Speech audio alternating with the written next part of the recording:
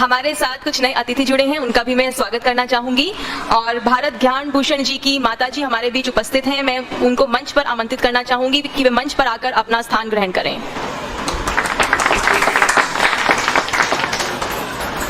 Ma'am please.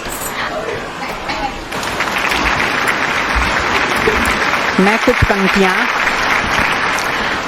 आपको इस ज्योतिष संस्थान के विषय में ही सुनाऊंगी।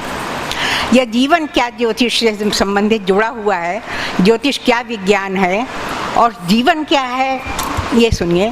पंच तत्वों का सम्मिश्रण और जीवन कुछ नहीं। पंच तत्वों का सम्मिश्रण और जीवन कुछ नहीं। भस्म की ढेरी विलक्षण और जीवन कुछ नहीं। मनुष्य मरने के बाद में क्या एक भस्म बन के रह जाता है। और जितने दिन ये पंच तत्वों से बना हुआ शरीर है, जो संचालन करने वाला ईश्वर है, और जो कुछ भी हम ये कोड ऑफ कर्मा, ये हमें बताता है कि कोड ऑफ कर्मा से हमें क्या मिलेगा और जीवन हमें किस तरह से, किस रूट पर किस तरह से चलाना है। हमारे जीवन में पत्थर आएंगे, विषाम भी आएंगे।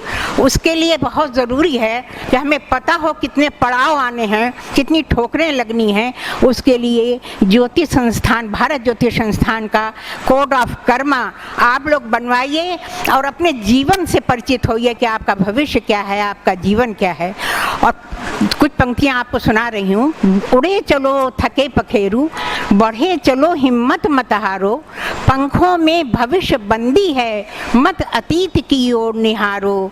चिंता क्या धरती यदि छूटी, उड़ने को आकाश बहुत है, जाने क्यों श्रम करने वालों को कम श्रम तो कम अवकाश बहुत है। आप लोग यहाँ पर आए, उपस्थित हुए, हम लोगों का मान मर्यादा बढ़ाई है। आज भारत भूषण जी के संस्थान में आकर के मुझे भी लगता है कुछ सीखें। अब ये क्लास लगेंगी 7 जुलाई से, उसमें मैं भी एडमिशन ले रही हूँ और लेने के बाद मैं सोचूंगी। पहले तो अभी आप बताया मिश्रा जी ने कि ज्योतिष प्रभाकर, ज्योतिष विशारद, हाँ ज्योतिष विशारद की 1 साल की लेना। आपसे भी कह रही हूँ सुशीला मित्र जी, आप भी आइए और आकर के कम से कम इसमें आप जो कुछ हमें लाभ मिल सकता है उसे उठाना चाहिए। शिक्षा का कोई आयु नहीं होती कि हमें किस उम्र में क्या शिक्षा लेनी है। शिक्षा के लिए पूरी आयु पड़ी है। हम जिस उम्र में भी जो भी सीख सकें, सीखने का प्रयास करना चाहिए।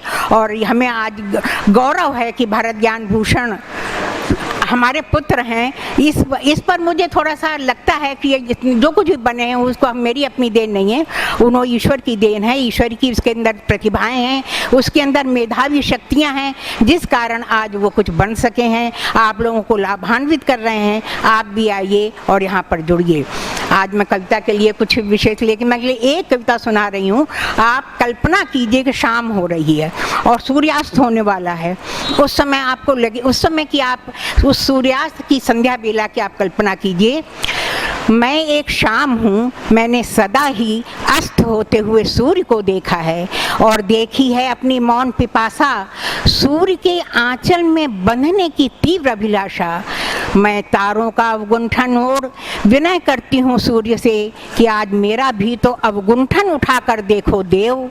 लेकिन वो थोड़ी सी सिंदूरी रेखा ले मेरी मांग में भर विलुप्त हो जाते हैं अस्तांचल में कल आने का वचन देकर। और मैं सहसी ठगी सी काली काली रजनी बन जाती हूँ। संध्या की यही वेदना, उसके यही आंसू ओस बनकर गिरते हैं धरा पर।